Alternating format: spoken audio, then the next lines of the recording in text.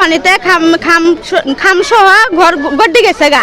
এখন সাপের ভয়ে এমনই ভয় আতঙ্ক লাগে গেছি আমরা, কোন ভয়ে কিভাবে আমরা ঘরে যায় থাকবো। অনেক সাপ, এদিকে আমগর চেয়ারম্যান সব একটা সাপ মারি দিয়েছে মানুষে, ঘর বাড়ি ভেঙ্গিয়া পড়ে গেছে গা।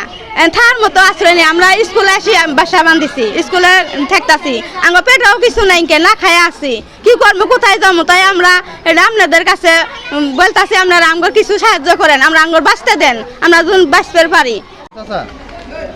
আমার ঘরের মধ্যে অনেক মাল সামানা আছে, হ্যাঁ, এগুলো মাল সামানা অনেক নষ্ট হয়েছে।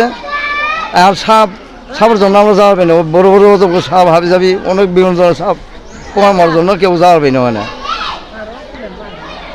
মানে অনেক পানি তো ঘর নষ্ট হয়ে গেছে, ঘর বাড়ি তো পড়ে গেছে, ঘর পড়ছে দুটিয়া, ঘর বাড়ি তো সবই শেষ হয়ে গেছে।